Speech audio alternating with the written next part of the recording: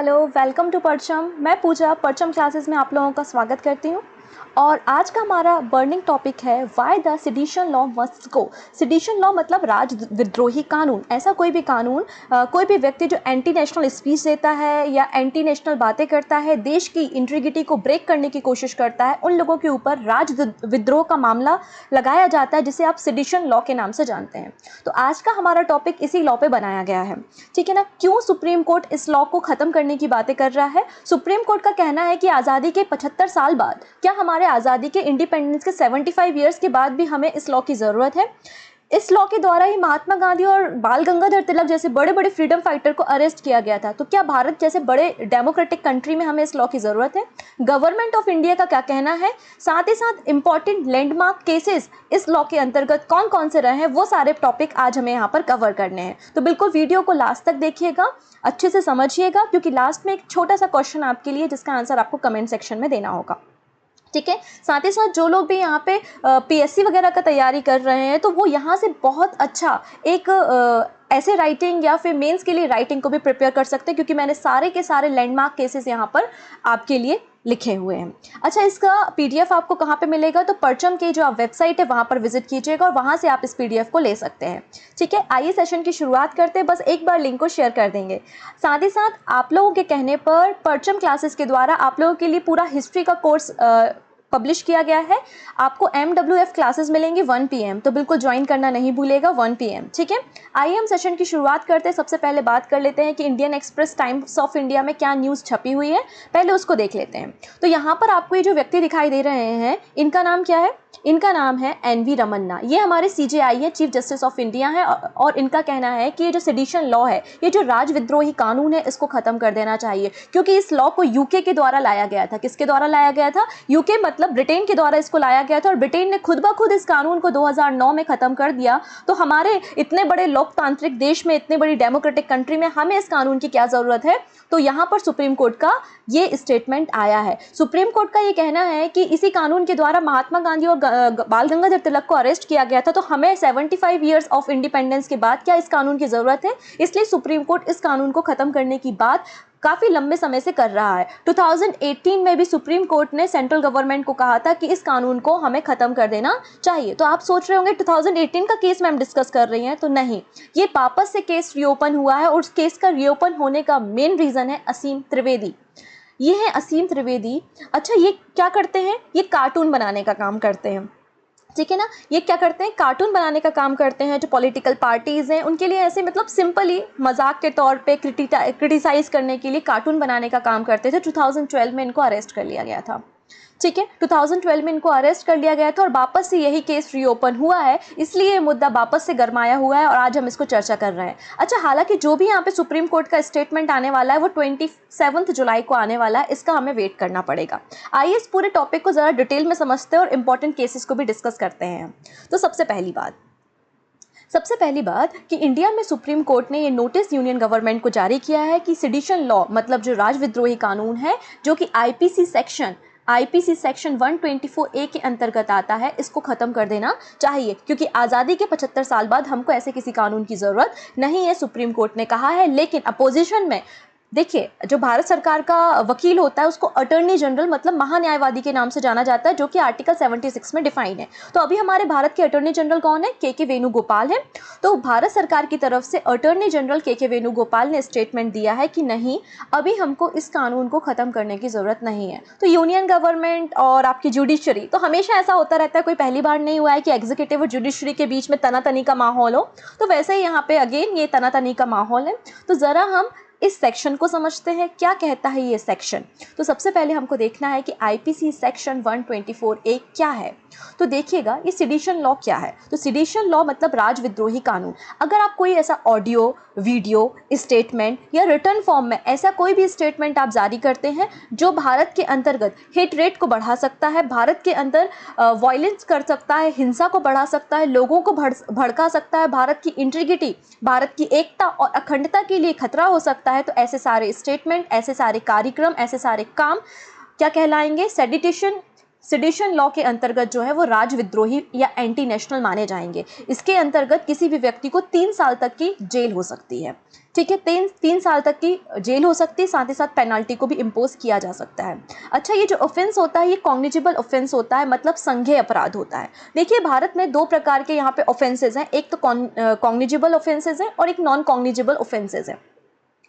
तो जो non cognizable offence होता है, मतलब आपने कोई क्राइम किया तो फिर आपकी एफआईआर होगी, फिर आपके खिलाफ वारंट आएगा, फिर पुलिस आएगी, आपको अरेस्ट करके ले जाएगी, आपसे पूछा जाएगा कि आपने क्या किया है क्या नहीं किया है, और अगर पैसा वैसा आपके पास है तो आपको क्या जमानत भी मिल जाती है। लेकिन कॉग्निजिबल ऑफेंसेस क्या होते हैं? संज्ञेय अपराध वो होते हैं जिनके लिए कोई वारंट जारी नहीं किया जाता, बिना वारंट को व्यक्ति को अरेस्ट किया जा सकता है, पहली चीज़। दूसरी बात, ये नॉन अवेलेबल होते हैं, मतलब इन पे जमानत नहीं होती। जैसे SC/ST एक्ट के अंतर्गत भी जो ऑफेंसेस होते हैं वो कॉग्निजिबल ऑफेंसेस होते हैं।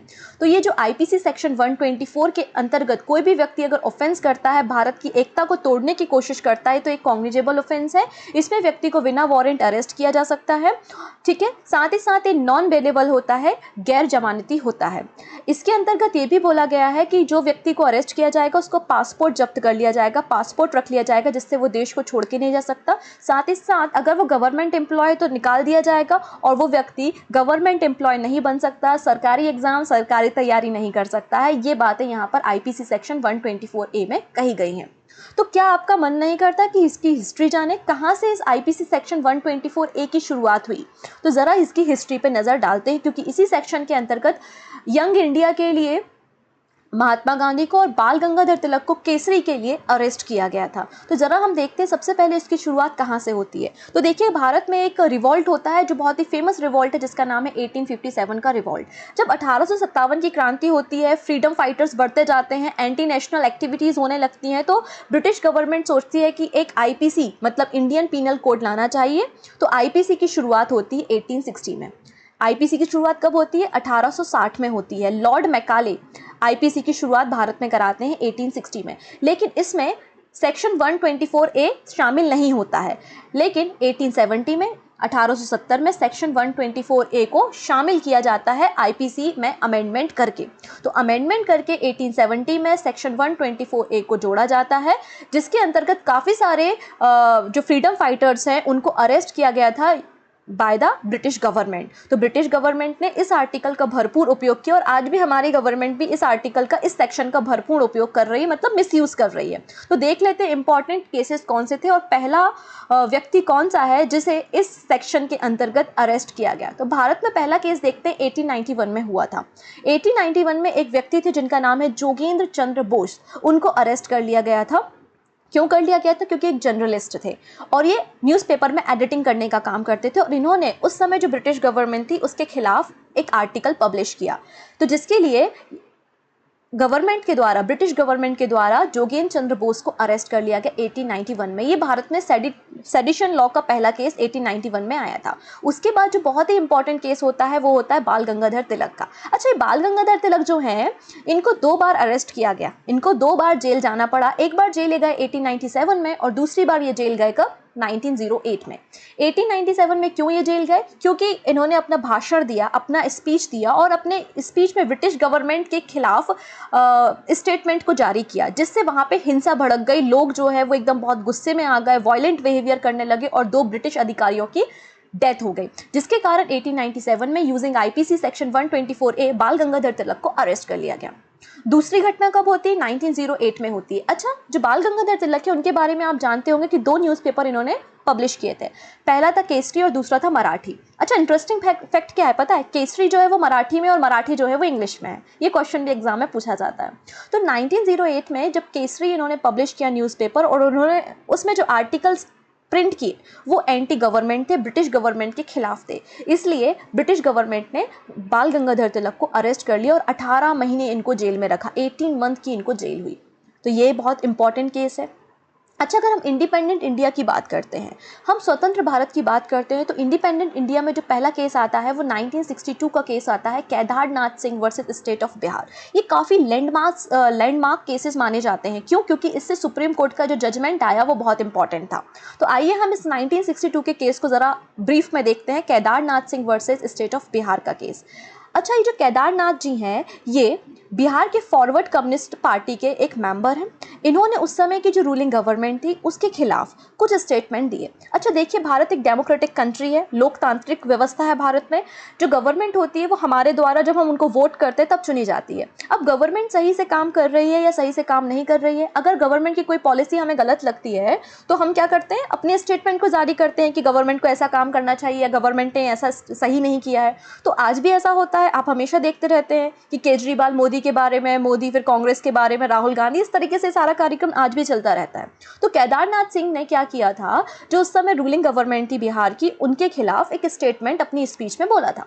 तो रूलिंग गवर्नमेंट ने कहा ये तो देशद्रोह का मामला है, इसलिए इनको क्या कर लिया गया, अरेस्ट कर लिया गया। लेकिन सुप्रीम कोर्ट ने कहा ये बात तो गलत है। अगर कोई व्यक्ति देश के अगेंस्ट कुछ बोलता है, देश की छवि बिगाड़ने की, देश की इमेज बिगाड़ने की कोशिश करता है, देश की इंटीग्रिटी को वायलेट करने की कोशिश करता है, तो फिर तो वो ऑफेंस है। लेकिन अगर किसी रूलिंग गवर्नमेंट या सरकार के खिलाफ कोई व्यक्ति कोई स्टेटमेंट जारी करता है जिससे कोई वायलेंस नहीं होते, दंगे नहीं होते, हिंसा नहीं भड़कती है, तो उसको आईपीसी सेक्शन 124A में शामिल नहीं किया जाएगा। ऐसा statement Kedarnath Singh versus state of Bihar के केस में आया, जो कि 1962 में हुआ था। इसलिए बहुत ही इंपॉर्टेंट लैंडमार्क केस माना जाता है। ठीक है, अगर हम कुछ रिसेंट केसेस के बारे में बात करते हैं तो 2015 का एक केस मुझे याद आता है, जिनका नाम है Shreya Singhal versus union of India का केस। ये काफ़ी इंपॉर्टेंट केस है और ये भी एक लैंडमार्क केस है। क्यों? क्योंकि इसका जो जजमेंट आया था सुप्रीम कोर्ट की तरफ से, वो भी बहुत ही यूनिक जजमेंट था। जरा सुन लेते हैं हम। श्रेया सिंघल, अच्छा महाराष्ट्र में जब शटडाउन हुआ था, एक पॉलिटिकल लीडर है, उनकी डेथ हो गई थी, उसके बाद महाराष्ट्र में शटडाउन हुआ था। तो श्रेया सिंघल ने, जो हमारे सोशल मीडिया नेटवर्क है, फेसबुक है, ट्विटर है, उन पे कुछ स्टेटमेंट को जारी किया था, कुछ आर्टिकल्स को वहाँ पर पब्लिश किया था, जिसके कारण इन पे जो है वो ये लॉ अप्लाई कर दिया गया था श्रेया सिंघल के ऊपर। तो सुप्रीम कोर्ट ने कहा कि अगर, पहले देखो जब 1870 में ये लॉ आया था उस समय कोई भी सोशल मीडिया नेटवर्क नहीं था, कोई भी ऑनलाइन प्लेटफॉर्म नहीं थे, लेकिन आज हम बहुत ज़्यादा ऑनलाइन प्लेटफॉर्म से फैमिलियर हैं, है ना। तो हम फेसबुक, व्हाट्सएप, ट्विटर, इंस्टा सभी चीज़ों का उपयोग करते हैं। इसलिए सुप्रीम कोर्ट ने 2015 में ये फैसला दिया कि जो ऑनलाइन स्पीचेस होती हैं, जो हमारी भारत की इंटीग्रिटी के लिए खतरा हो सकती हैं, तो ऐसे कोई स्टेटमेंट या ऐसी कोई स्पीच आप सोशल मीडिया नेटवर्क प्लेटफॉर्म पे पब्लिश नहीं कर सकते। Under the information technology act 2000 section 66A के अंतर्गत सुप्रीम कोर्ट का ये फैसला आया था। तो ये श्रेया सिंघल का केस बहुत इंपॉर्टेंट है। अच्छा, एक और केस, ये तो बस एक मजाक के तौर पे आपको यहाँ पे मैंने शामिल कर लिया है, ये केस भी आपने सुना ही होगा, Kanhaiya Kumar versus state of Delhi case 2016। ठीक है ना, इनको कौन नहीं जानता, सभी लोगों ने इनका नाम सुना है। ये JNU के पढ़ने वाले एक स्टूडेंट है, जिनके खिलाफ भी सेडिशन लॉ अप्लाई किया गया था। ठीक है ना, हालांकि अभी भी ये जेल में है, इनका अभी भी ट्रायल चल रहा है। तो अब क्वेश्चन ये आता है कि क्या गवर्नमेंट इसका मिसयूज़ नहीं कर रही है? क्या ये हमारी जो फंडामेंटल राइट्स हैं, बोलने का जो अधिकार है, राइट टू फ्रीडम है, क्या इसका वायलेंस नहीं है? क्या अब लोग बोल भी नहीं सकते हैं कि गवर्नमेंट सही कर रही है, नहीं कर रही है? इसलिए सुप्रीम कोर्ट का कहना है कि इस लॉ को ख़त्म कर देना चाहिए। साथ ही साथ सुप्रीम कोर्ट का कहना है कि लगातार ये केसेस बढ़ते जा रहे हैं। 2020 में भी 70 केसेस यहाँ पर किए गए थे। इनफैक्ट जो ये CAA का मुद्दा हुआ था, सभी लोग जानते हैं कि कोविड से होने के पहले CAA प्रोटेस्ट चल रहा था। तो CAA प्रोटेस्ट भी लोग जो बैठे हुए थे, चाहे वो शाहीन बाग में ही क्यों ना बैठे हो, तो बहुत सारे लोगों पर जो है, स्पेशली यूपी में बहुत सारे लोगों पे IPC सेक्शन 124A इम्पोज किया गया। तो सुप्रीम कोर्ट का कहना है ये तो गलत है, ये तो लोकतंत्र की हत्या है, ये तो डेमोक्रेसी के अगेंस्ट है। साथ ही साथ सुप्रीम कोर्ट का ये कहना है कि ये फॉल्स FIR ज़्यादा होती है, ये फॉल्स केसेस ज़्यादा होते हैं, क्योंकि 2016 से लेकर 2019 के बीच में लगातार केसेस बहुत ज़्यादा बढ़े हैं। 160% जो है वो केसेस यहाँ पर फाइल हुए हैं, लेकिन जब इनका ट्रायल हुआ, इनके बारे में जांच पड़ताल हुई, इनके बारे में जब एविडेंस को कलेक्ट किया गया, तो जो कन्विक्शन रेट था वो बहुत ही कम था, ओनली 3.3% था। मतलब ये फॉल्स या मिसयूज़ ज़्यादा हो रहा है, ऐसा सुप्रीम कोर्ट का कहना है। ठीक है, इसलिए सुप्रीम कोर्ट कहती है कि इस लॉ को हमें अबॉलिश कर देना चाहिए, इस लॉ को हमें ख़त्म कर देना चाहिए। साथ ही हमारे fundamental right freedom to speech को भी वॉयलेट करता है यूजिंग आर्टिकल नंबर 19(1)A, ऐसा सुप्रीम कोर्ट का कहना है। अच्छा, अब गवर्नमेंट ऑफ इंडिया क्या कहती है, तो ज़रा देख लेते हैं। गवर्नमेंट ऑफ इंडिया ये कहती है कि नहीं, आज भी भारत में बहुत सारे एंटी नेशनल ग्रुप्स हैं, सोशलिस्ट ग्रुप हैं, टेररिस्ट ग्रुप है, जो भारत की इंटीग्रिटी, भारत की यूनिटी को ब्रेक करने की कोशिश करते हैं, भारत के लोगों को भड़काने का काम करते हैं, भारत में हिंसा, लड़ाई करवाने का काम करते हैं। इसलिए ऐसे लोगों के खिलाफ एक स्ट्रिक्ट कानून होने की बहुत ज़्यादा ज़रूरत है। इसलिए आईपीसी की जो सेक्शन 124A है उसको बने रहना चाहिए, ऐसा गवर्नमेंट का स्टेटमेंट है। दूसरी बात गवर्नमेंट क्या कहती है?